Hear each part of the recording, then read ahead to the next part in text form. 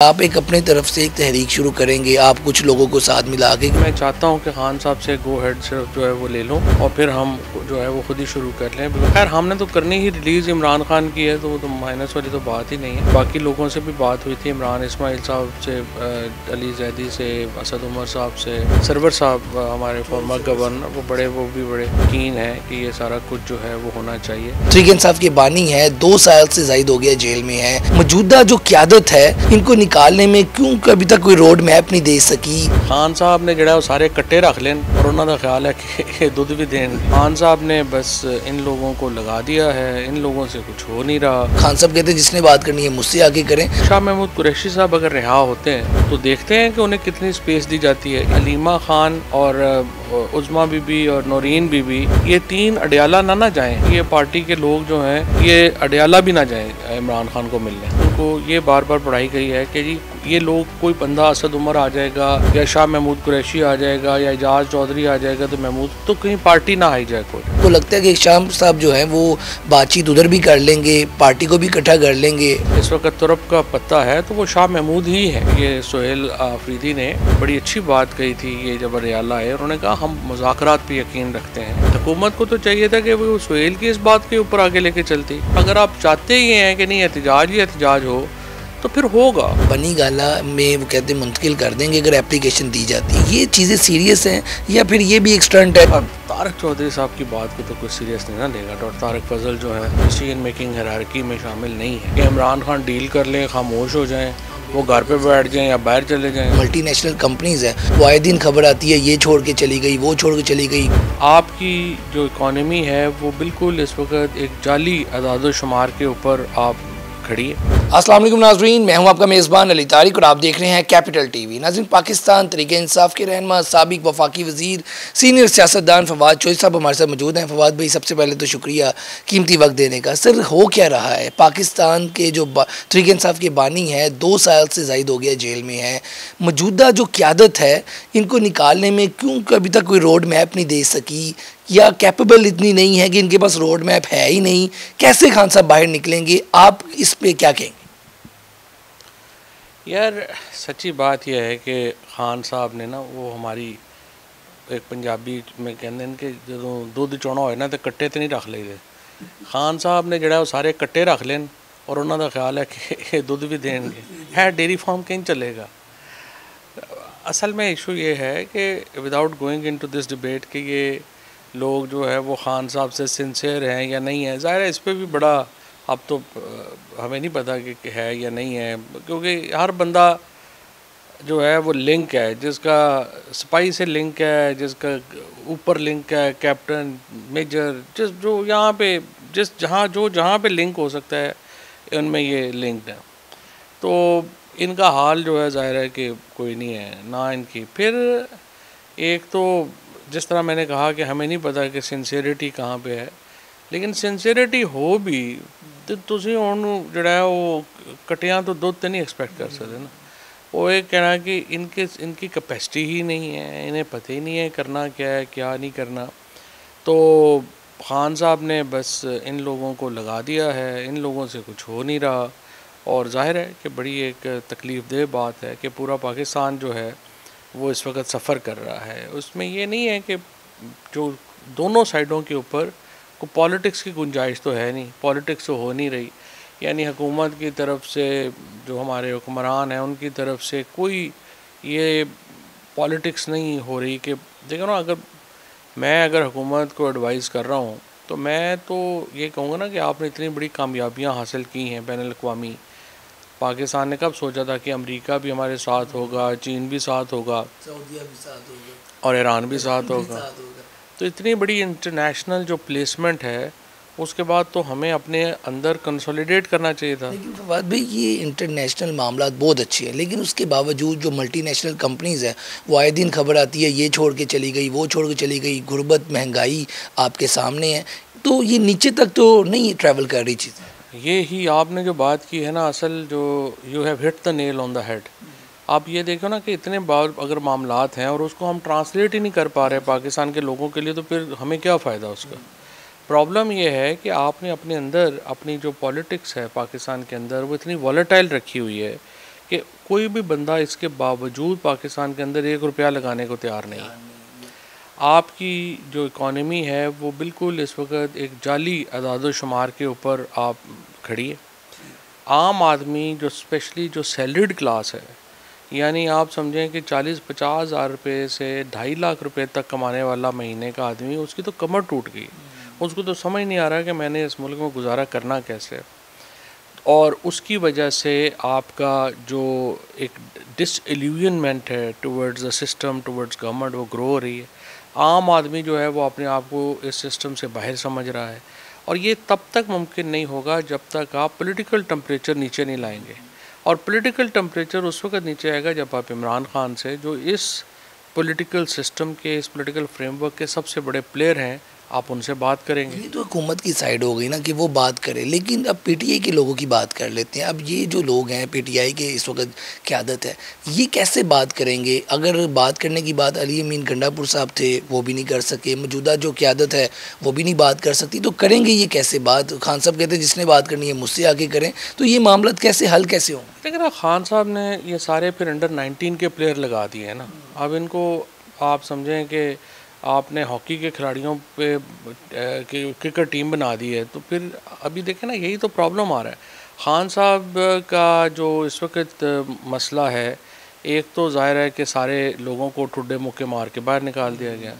अब जो बाकी इस वक्त हैं लोग, अब यही है कि शाह महमूद कुरैशी साहब अगर रिहा होते हैं तो देखते हैं कि उन्हें कितनी स्पेस दी जाती है। इस वक्त तो जो पीटीआई की डिसीजन मेकिंग है उसमें आपको पता है कि एजाज़ चौधरी हो गए, महमूद रशीद हो गए, यास्मीन राशिद हो गई, शाह महमूद कुरैशी हो गए, उमर चीमा हो गए, जिन्होंने बड़ी कुर्बानियाँ दी हैं, लेकिन इनकी कोई हैसियत नहीं है पार्टी के अंदर। इनको पूछा ही नहीं जाता कि क्या करना चाहिए। ये बात खुद कई बार शिकवा कर चुकी हैं कि हमें डिसीजन मेकिंग में डालें, लेकिन उनका कोई नाम ही नहीं है, ना ही वो वर्कर। मुझे आप ये देखो, ये अभी अहमद चट्ठा के साथ, बिलाल एजाज के साथ क्या हुआ है?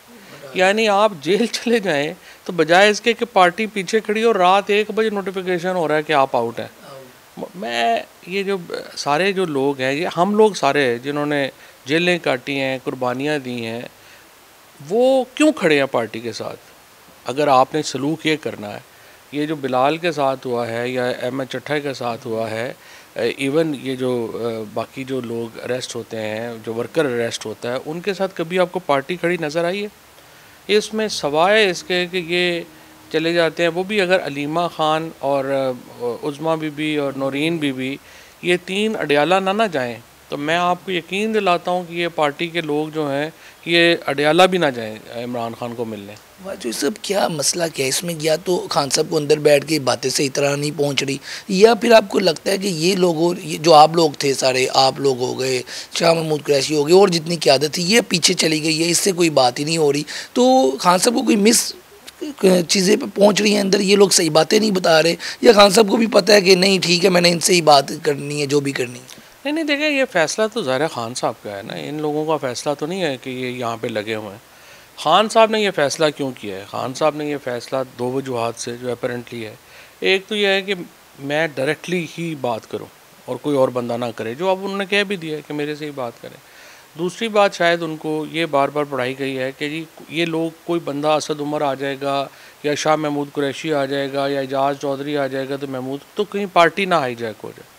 अब मतलब माइनस, अब कोई अल्लाह का बंदा उनको भी बताए और इनको भी समझाए कि पार्टी तो वैसे ही ख़त्म हो चुकी है, it's Imran Khan and the people. तो जिस आदमी के इर्द गिर्द सारी सियासत घूम रही है उसको माइनस कैसे कोई कर सकता है?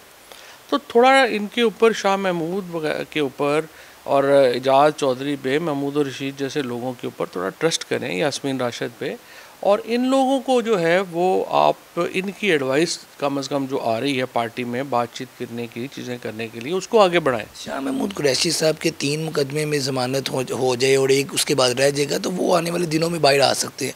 अब उसके ऊपर ट्रस्ट कितना खान साहब करते हैं, या आपको लगता है कि शाह साहब जो हैं वो बातचीत उधर भी कर लेंगे, पार्टी को भी इकट्ठा कर लेंगे, बहुत से लोग उनके साथ जुड़ भी जाएंगे, या आपको लगता है कि नहीं, जो मौजूदा इस वक्त पीटीआई के लोग हैं वो उधर ही देखेंगे कि नहीं जी शाह साहब तो अभी जेल से हैं, लेकिन जो चेयरमैन है, जनरल सेक्रेटरी, हमने उसके पीछे जाना है?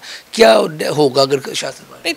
चेयरमैन जनरल सेक्रेटरी के पीछे तो उनके घर वाले नहीं हैं, उन बेचारों के पीछे किसने जाना है? वो तो ऐसे ही मतलब राह चलते बन गए हैं ना, मतलब सलमान राजा वगैरह की क्या हैसियत है, वो तो उनको तो कोई नहीं पूछेगा। सिर्फ ये है कि खान साहब शाह महमूद कुरैशी को ट्रस्ट कर देते हैं या नहीं देते। And now I think PTI के पास अगर कोई बड़ा इस वक्त तुरप का पत्ता है तो वो शाह महमूद ही है, और देखना ये है कि शाह महमूद कुरैशी साहब को मौका पीटीआई देती है या नहीं देती। अच्छा फवाद साहब, अब ये जो नवंबर में 1 साल होने वाला है इस्लामाबाद गए, अब एहतजाजी तहरीक जो इन्होंने चलानी थी या ये जो बात करते हैं, अब केपीके वाले दोबारा इशारा दे रहे हैं कि हम इस्लामाबाद जाएंगे। अब क्या आपको लगता है कि एक तरफ वो मामला इनसे कोई बैठ के हल करने को तैयार नहीं है, एहतजाज ये अब इनके पास ऑप्शन यही रह जाती है, तो एहतजाज के बाद ये इतना प्रेशर डेवलप कर लेंगे कि खान साहब के पास लोग जाएं और कहें कि जी बात कर लें, या आपको लगता है कि ये नाकाम हो जाएंगे और फिर एक सियासी अदम इस्तेहकाम आ जाएगा? देखो ना, बात यह था कि जो सियासी अदम इस्तेहकाम तो आएगा ही आएगा ना। प्रॉब्लम यही है कि जब हुकूमत एंगेजमेंट नहीं करती, जिस तरह फिर आपने कहा कि सिवाय एहतजाज की और क्या ऑप्शन रह जाते, ऑप्शन कोई नहीं और रह जाती। एहतजाज के नतीजे के अंदर पाकिस्तान में पॉलिटिकल टेम्परेचर बढ़ जाएगा।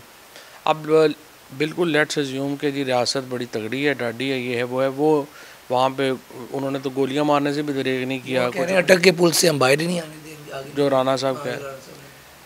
अब ये करेंगे तो आपने रोक लिया, लेकिन अब आप देखें कि इसके जो असरात हैं वो क्या होंगे।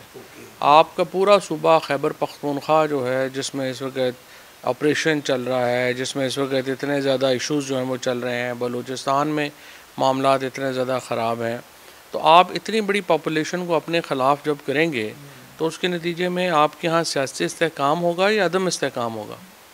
तो आप अगला भी पूरा साल इसी अदम इस्तेहकाम में ज़ाया कर देंगे।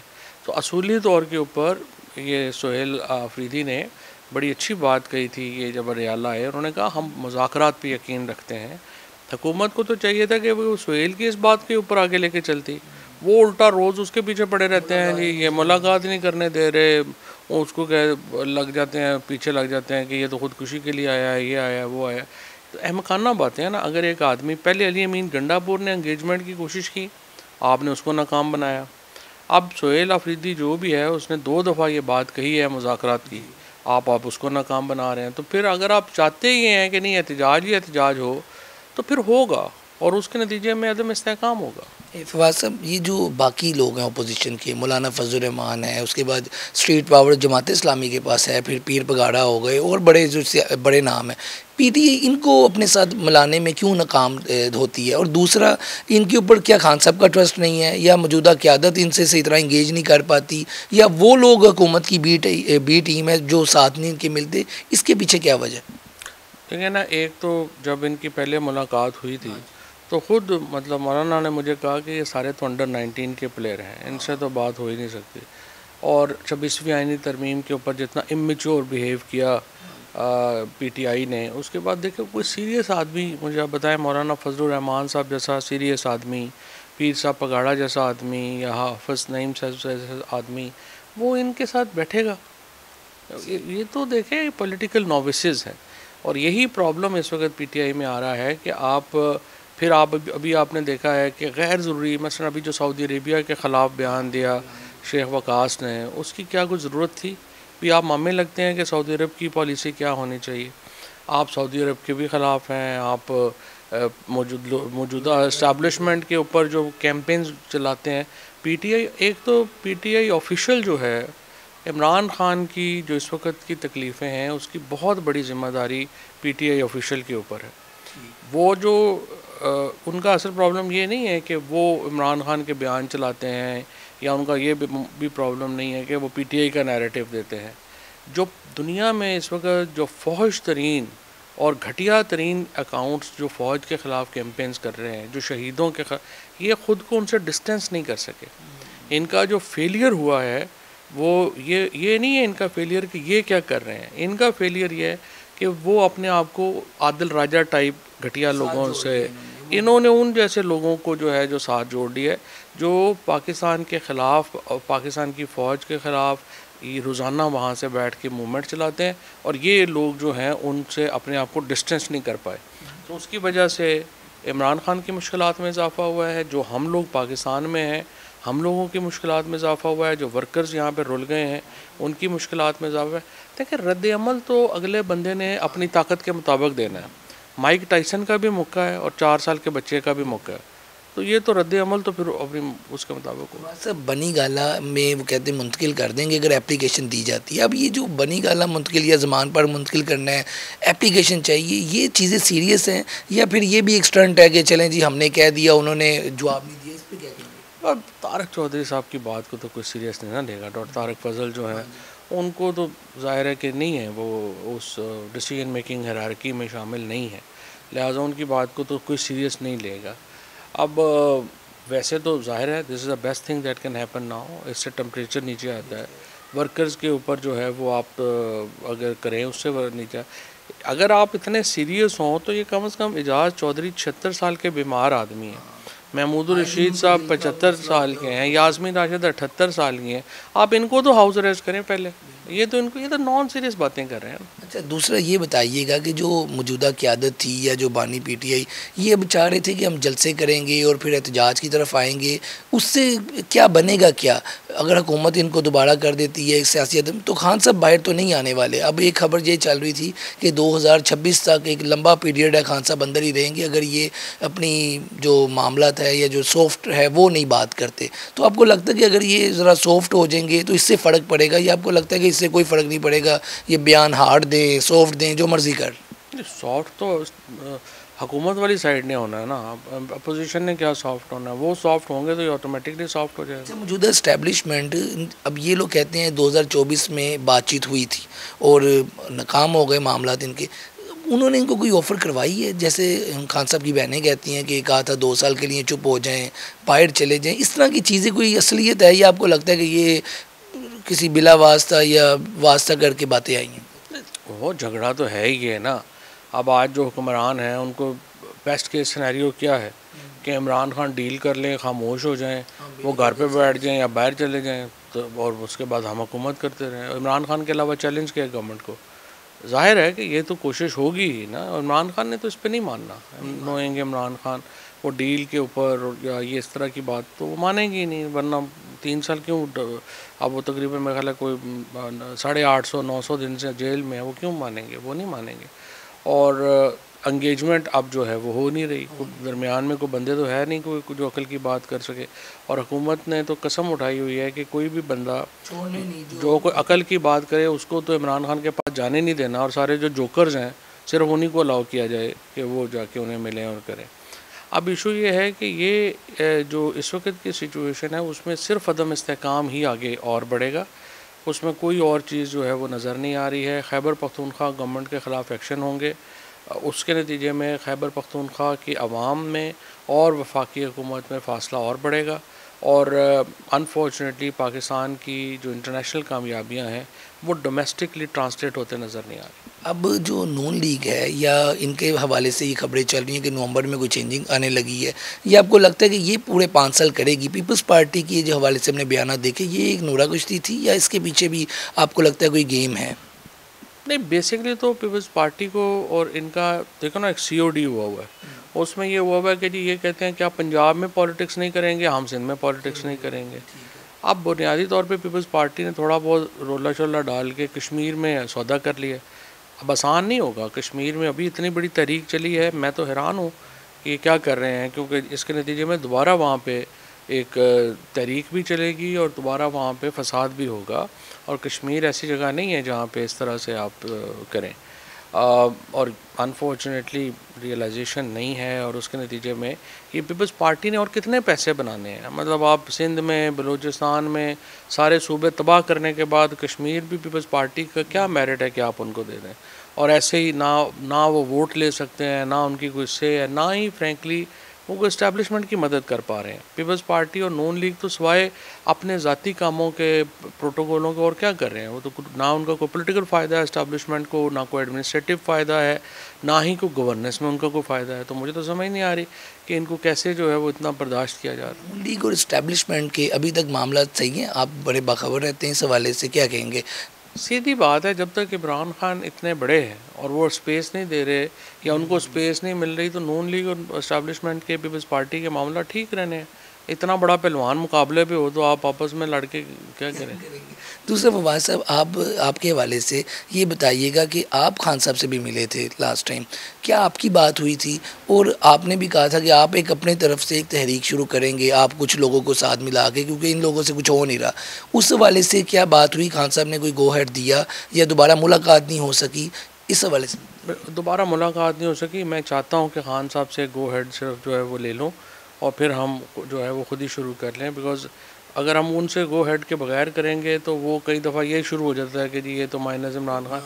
खैर हमने तो करनी ही रिलीज़ इमरान खान की है, तो वो तो माइनस वाली तो बात ही नहीं है। लेकिन मेरी बाकी लोगों से भी बात हुई थी, इमरान इस्माइल साहब से, अली जैदी से, असद उमर साहब से, महमूद मौलवी से, शहजाद वसीम, ये तमाम सप्तान साहब, इन सब लोगों से बात हुई। सरवर साहब हमारे फॉर्मर गवर्नर, वो भी बड़े कीन है कि ये सारा कुछ जो है वो होना चाहिए, लेकिन उसके लिए इमरान खान की एक इजाज़त जो है वो होनी ज़रूरी है, क्योंकि ये लोग प्रेजेंट जो लॉट है ये नहीं कर पाएगी। और जब तक हम एक अल्टरनेट लीडरशिप बना के ये मामला इमरान खान का आगे नहीं करेंगे, पाकिस्तान को बहुत नुकसान हो रहा है और ये अदम इस्तेहकाम बढ़ता जाएगा। अवाम में और ख़वास में फ़ासला बहुत ज़्यादा है। ये जो आपने बात की कि आप कुछ लोग जो हैं जाके खान साहब से अगर गो हेड दे देते हैं और मामला आगे चलते हैं, बातचीत हो या वैसे चलो सियासी इंगेजमेंट्स हो, तो आपको लगता है कि इससे कामयाबी निकल आएगी और ये आपको लगता है चीज़ें आसान होंगी? उम्मीद है आपको? नहीं, मुश्किल होंगी, क्योंकि दूसरी तरफ कोई ऐसी ख्वाहिश नहीं है।